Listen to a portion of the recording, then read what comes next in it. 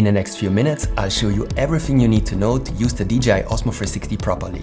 I'll show you what hidden features it has and how you can get the most out of the Osmo 360. To make this tutorial easier to follow, it's divided into 10 chapters, corresponding to the 10 most important features of the Osmo 360. Let's first take a look at the camera itself and what you need to know about it. Like any 360 camera, the Osmo 360 has 2 sensors and 2 lenses. The images captured by the 2 lenses are then stitched together by the camera to create a 360 image. The 2 lenses protrude and can therefore be easily damaged. You should therefore always use the included lens cap to protect the lenses when transporting the camera. The lenses are also very large and get dirty quickly, so always make sure that both lenses are clean before shooting. Lens guards can be attached to the notches at the top and bottom of the lens to protect the lenses during shooting. However, I'm not a big fan of lens guards, as they can affect the image quality. Behind the right side door is the battery and an SD card slot. The Osmo 360 also has 105 GB of internal storage. However, since 8K 360 recordings generate very large files,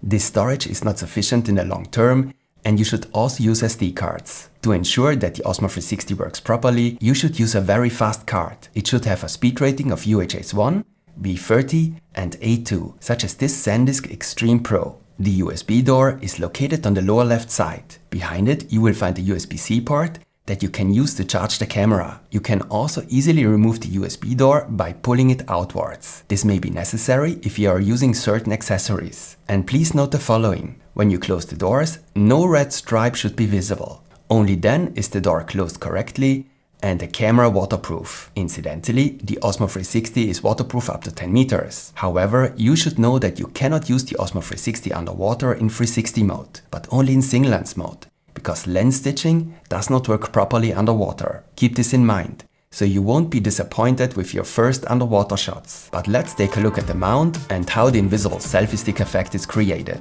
The camera has a tripod thread on the bottom. You can attach selfie sticks and various mounts to it. The selfie stick is the most important accessory for a 360 camera, as it automatically disappears from the shot. That's why it's called invisible selfie stick.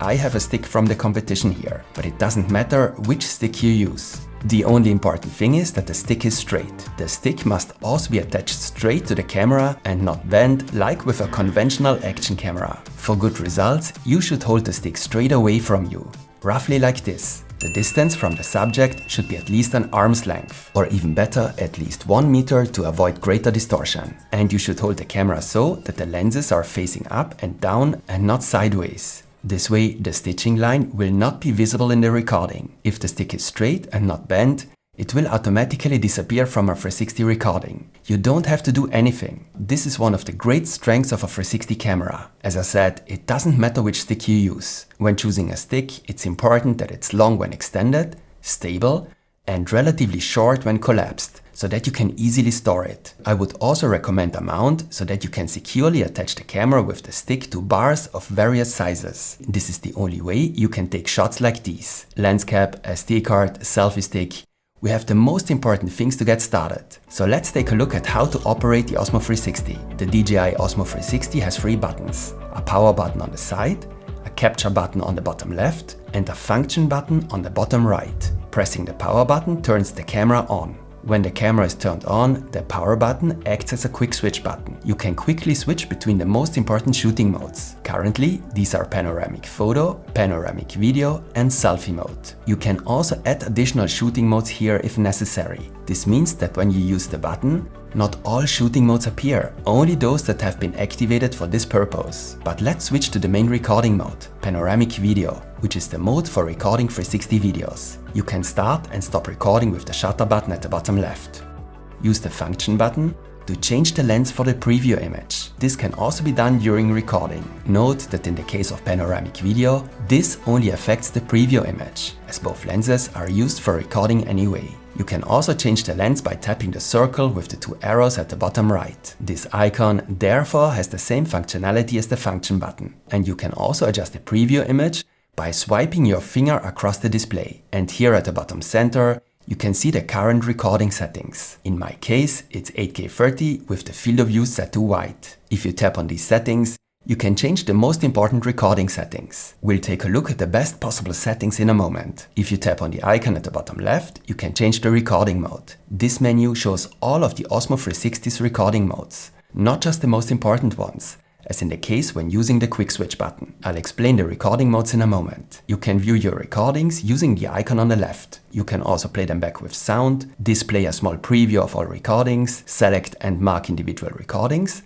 or delete them. But let's go back to the main screen. We haven't discussed the icon on the right yet. This opens the menu with the advanced recording settings. We'll take a closer look at these as well. And if you swipe down from the top edge, you open the settings menu. Here you can activate additional features and change important camera settings. Don't be overwhelmed by the many features of this camera. By the end of this video, you'll have a good overview. There is another way to control the Osmo 360. Via the DJI Mimo App. You can find the DJI Mimo App in the Apple App Store, and for Android you can download it from the DJI homepage. You should install the DJI Mimo App right at the beginning and connect the camera, especially because you can install important new updates via the Mimo App. The Mimo App automatically shows you when a new update is available. You should always install updates right away. Not only do they fix bugs, but they also add new features. And when you tap the camera icon, you can see a preview image. Start and stop recording, select the shooting mode, and change most of the camera settings. But the app has a few other features that are essential for a 360 camera. Not only does it have an AI editor that lets you automatically create clips with music and titles, you can also create real projects and combine multiple shots. And with the app, you can also reframe your 360 shots and quickly export a flat clip, meaning a standard non-360 video. And don't forget, you have to reframe all your 360 recordings before you can use them as usual. I'll show you how to do that later. But the Osmo 360 can do more than just take 360 videos. It has a whole range of recording modes, and it's time we take a closer look at them. We'll do that on the camera. As I said, panoramic video is the recording mode for 360 videos. With panoramic photo, you can of course also take 360 photos. And the super night mode is a very important recording mode. It was specifically designed for shooting in low light conditions. This includes not only evening shots, but also indoor shots. And it's important to consider this mode, because with super night mode, you'll get much better results in these situations than with the panoramic video mode. The selfie mode is very interesting, because as already mentioned, you have to reframe all your 360 recordings. Very often, however, you only want to put yourself in the center of the frame. And that's exactly what the selfie mode does for you. The camera recognizes the subject in the shot and reframes it so that you are automatically in the center of the frame. This means you no longer have to worry about reframing. However, you still can't use the shot immediately. Similar to a normal 360 recording, you have to open it in the app, can make a few changes, and then have to export it. But this mode does the reframing for you. Vortex is also a very special shooting mode. In Vortex mode, you swing the camera in a circle above your head, you are automatically kept in the center of the frame, and a slow motion shot is created. It looks like this. It's a pretty cool effect. But you need special accessories for the Vortex mode to be able to swing the camera above your head properly. For example, a rotating handle like this one. And of course, the Osmo 360 also has a time-lapse mode. The time-lapse mode on a 360 camera is great, because you can change the framing during the recording, giving the time-lapse shots even more dynamic. Within the time-lapse mode, there are presets for specific scenes, and very importantly, you'll also find the hyperlapse mode here. This is a type of time-lapse recording where you move with the camera, and the camera stabilizes the recording afterwards. You can also achieve cool results with this too. In addition to these 360 recording modes, the Osmo 360 also has a single lens mode. In single lens mode, the camera only shoots with one of the two lenses. The result is therefore not a 360 recording, but a conventional video clip. It can sometimes be useful to take normal single lens shots with a 360 camera. You don't have to reframe these shots and you can use them immediately. And the 360 recording doesn't always make sense. For example, if you have the camera attached to a chest mount, you only need the shots from one of the two lenses. However, there are a few things to keep in mind. In single lens mode, the camera behaves like a conventional action camera. There is no invisible selfie stick effect, so you have to take care of the correct framing when shooting, which means holding the camera bent with the selfie stick so that the lens can capture the subject. And very importantly, you have to select the correct lens before shooting. This means that selecting the lens using the function button is much more important than in 360 mode. You also need to set the appropriate field of view before shooting, as you cannot change it later. In addition to video and photo modes, the single lens mode also offers a very special shooting mode. The Boost Video Mode. For me, this is one of the highlights of this camera. In Boost Video Mode, the Osmo 360 captures an almost uncropped and extremely wide image from the lens. The field of view is therefore extremely wide, wider than with a conventional action camera. And not only that, while in single lens mode you can normally only shoot at a maximum of 60 frames per second, in Boost mode you can shoot at up to 120 frames per second in 4K. This means you can also take cool slow motion shots in 4K. But as the Boost mode causes extreme distortion, it's mainly suitable for POV shots, for example on a chest mount. But let's go back to the most important recording mode of the Osmo 360, the panoramic video mode, and take a look at which settings you should use to achieve the best possible results. For the most important recording settings, simply tap on the settings below. For optimal results, I would usually recommend a resolution of 8K. Don't forget that you will be cropping the 360 image significantly when reframing. That's why it's important that the 360 recording is of the highest possible quality. When it comes to the frame rate, the general rule is that the more frames per second, the smoother and more natural the recording will look. But since professional movies are shot at 24 frames per second, a frame rate of 24 or 25 frames per second is considered particularly cinematic. But a recording at this frame rate isn't particularly smooth, and especially with a lot of movement and action, it can quickly look choppy and jerky. In addition, you usually want to achieve a more natural look with a 360 camera. The highest possible frame rate of the Osmo 360 in 8K is 50 frames per second. This not only allows you to take particularly smooth shots, but also to create slow motion of up to 50% if required. Nevertheless, you should only choose 50 frames per second if you really need it. The Osmo 360 will require more energy, have a shorter battery life, and more frames per second are a disadvantage when the lighting conditions are not optimal. I also assume that the recording will be more compressed, which will have a negative effect on the image quality. In most cases, I would therefore recommend 30 frames per second as the default setting. For particularly cool 360 slow motion shots,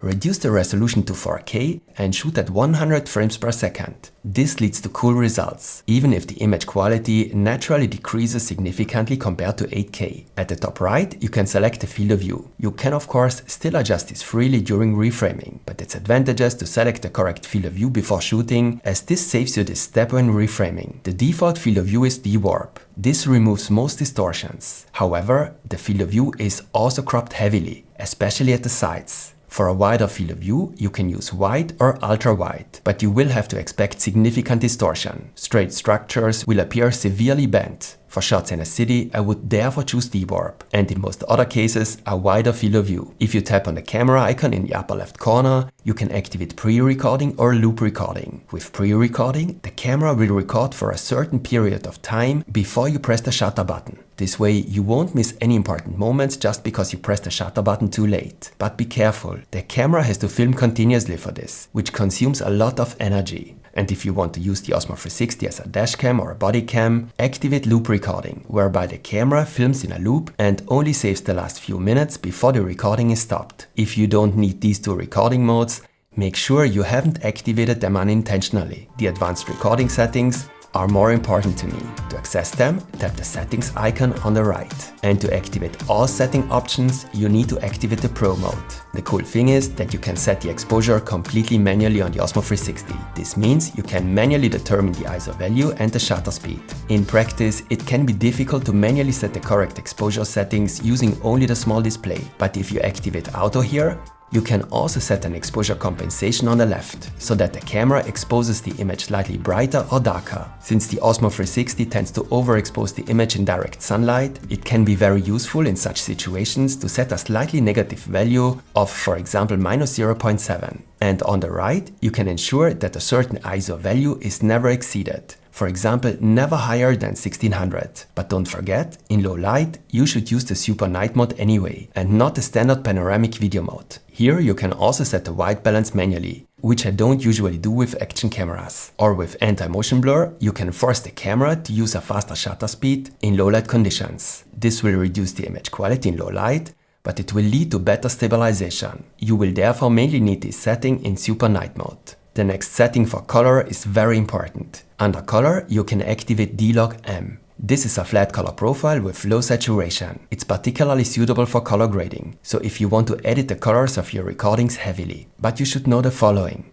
D-Log M does not improve the dynamic range on the Osmo 360. Highlights are equally well protected in standard color mode, probably because a certain amount of HDR processing is only performed in a standard color profile. Recordings in D-Log often result in poorer exposure of the subject. Especially in backlit situations, the subject is often underexposed. D-Log recordings always have to be converted because they have little saturation and contrast. But this can be done in the app with a single click. If you activate color recovery on the right-hand side, you can already see what the recording will look like after conversion. However, this has no effect on the recording itself. And very importantly, shots in D-Log look much softer. They have significantly less sharpness. This is also a good thing, as it makes the shots look more cinematic and natural. But as you can see here in this direct comparison, details are also lost due to the compression. D-Log can therefore be interesting for color grading, but it's not the perfect solution for all users. And if you don't like this overly sharp digital look, you can reduce the sharpness under image adjustment and texture. This can be useful, even if the effect is not that great. On the right, you can also reduce the noise reduction, which I would not do. The endurance mode will extend the battery life. But be careful, you should only activate it when the battery is about to run out. This is because the endurance mode has a visible negative effect on the image quality. It leads to significantly more image noise in the dark areas of the image, probably because the noise reduction is deactivated. So if you don't need it, make sure it is turned off. And with that, we have optimally set up our Osmo 360. To save your settings as a preset, swipe down from the top edge and you can save them as your own preset in the top left corner and assign an activity to it. Your preset is also immediately added to the quick switch menu and can therefore also be accessed with the side button. One more thing, if you really want to achieve the best possible image quality with your Osmo 360, you should open the camera settings menu in the top right corner. Here you can change a few basic settings, such as the language, the LED lights, and most importantly, the bitrate. Only when the bitrate is set to high can you ensure that the camera stores as much data as possible when recording. This can have a positive effect on the image quality, but it also results in larger files. Personally, I always use a high bitrate, and this main menu contains a number of features that you should definitely be familiar with. Here you can set the recording modes for the quick switch menu, configure settings for your Bluetooth microphones.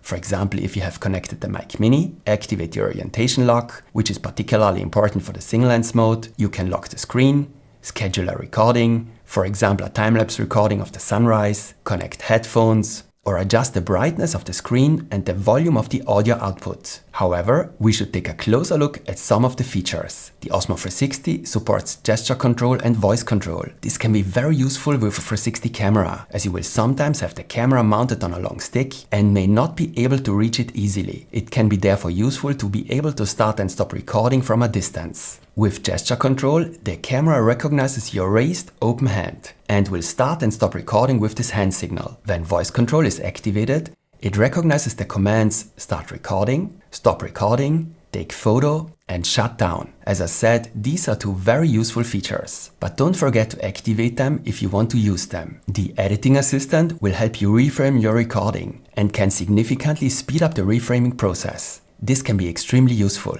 I'll show you how it works in a moment. But be careful, it consumes energy and shortens the battery life. So remember the editing assistant. We'll come to that in a moment. At the beginning I told you that there are lens guards that you can install during recording to protect the lenses. If you have done so, it's important that you have activated them here. Otherwise, you will encounter stitching problems. And here you can manage the memory. You can choose whether the recording should be stored on the internal storage or on the SD card. And here on the right, you can also format both storages. We now know our Osmo 360 and all its features perfectly. After you have taken a few 360 shots, you now need to reframe them. There are two ways to do this, with the DJI Mimo app or with the Studio desktop app. Both apps can be found on the DJI homepage. Let's start with the Mimo app. After you have connected the camera to the app, you will find your shots under Album. The icon at the bottom left indicates the type of shot. I open a 360 shot. Tap the screen to start and stop playback.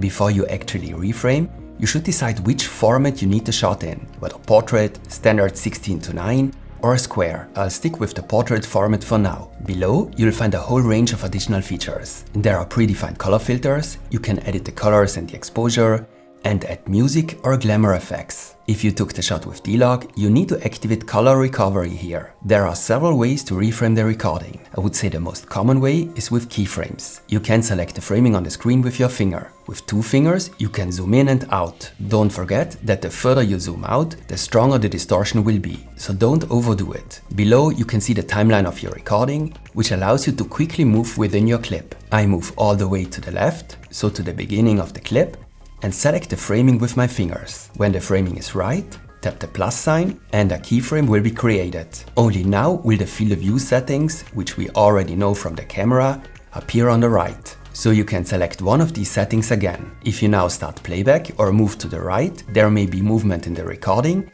and the optimal framing may change. You can now adjust the framing again and add another keyframe. The framing will now change automatically and continuously from the first to the second keyframe. This way, you cannot only keep a subject in the center of the shot, but you can also deliberately incorporate movements. For example, you can rotate the viewing angle 180 degrees from back to front. It's really easy to do, and you can add really creative movements. But if you just want to have a subject in the center of the image, you should use the tracking feature. To do this, draw a frame around the desired subject and start tracking. The subject will now be automatically kept in the center of the frame. You can also adjust the framing afterwards or change the field of view. It's also very easy to do. Another method would be to use gyroframe. Tap the red record button to start a kind of framing recording, and you can adjust the framing in real time by moving your smartphone or also simply with your finger. I don't use this feature very often. Once you are satisfied with the reframing, you can use trim to select the area of the clip that you actually want to export. Now you can tap on the resolution at the top. Here you select the resolution, frame rate and bitrate for the export. A higher resolution and bitrate result in better quality, but also in larger files. For optimal results, I also activate 10-bit color and noise reduction. And with a tap on export, your clip is exported and saved. But there is another method you should definitely know about. For this, we switch to quick framing. Quick framing works a little differently. By default, quick framing works with a gyro function as before. You start a framing recording and then move your smartphone. But there is also a tracking feature and an additional selfie feature. And do you remember the editing assistant feature in the camera menu? If you activated it during recording, you can simply activate selfie here and the subject with the selfie stick will be placed in the center of the frame. No more tracking necessary, but regardless of whether you use the selfie, tracking or gyro framing function for a successful reframing, you must always start a framing recording. Once you have stopped the recording, only the clip of your framing recording will be saved as a draft. You can then find your drafts here and export them as individual video clips or even create an entire project from the individual clips right away. With one tap Edit, you can even let the AI take over and create a montage with music. There is also the highlights feature, where the AI analyzes the clip and automatically selects individual highlight clips, which you can then select and export, or use to create your own project with music and transitions. All these features are a bit overwhelming for beginners, so I would recommend starting with Edit, using keyframes and tracking. This is the best way to learn the basics of reframing. You can also reframe your 360 recordings on your desktop. The DJI Studio app is available for this purpose. You can transfer your files either directly via the SD card or by connecting your camera to your computer with a USB cable. If you then select File Transfer here, the Osmo 360 will be recognized as a drive and you can easily transfer the files. In the Studio app, you then create a new project and drag the files here to the left. The OSV files are the actual 360 recordings. For reframing, you then have to pull your recordings down onto the timeline. Now you can move around the image with the mouse and zoom in and out. You can also easily trim the clip and find keyframes and a tracking function here. These work the same as in the app. In the top right corner, you can select a preset for the field of view and change various settings, or edit the image. Here you will also find the conversion function for log recordings. Compared to the app, however, a number of features are missing, such as an auto-edit feature or the selfie feature. But there is also a feature that is only available in the desktop app. When you add 2 keyframes, the framing will normally change constantly and linearly between the first and second keyframe. This looks a bit unnatural. If you tap on the red line, You can make the animation more dynamic. There are several options here. I usually use slow in and slow out as the most natural animation between two keyframes. Once you are done and satisfied with your reframing, you can export the recording here in the top right corner. And now you know everything you need to know to create really great shots with your new 360 camera. So have fun with your Osmo 360. And leave me a like as feedback if you found this video helpful.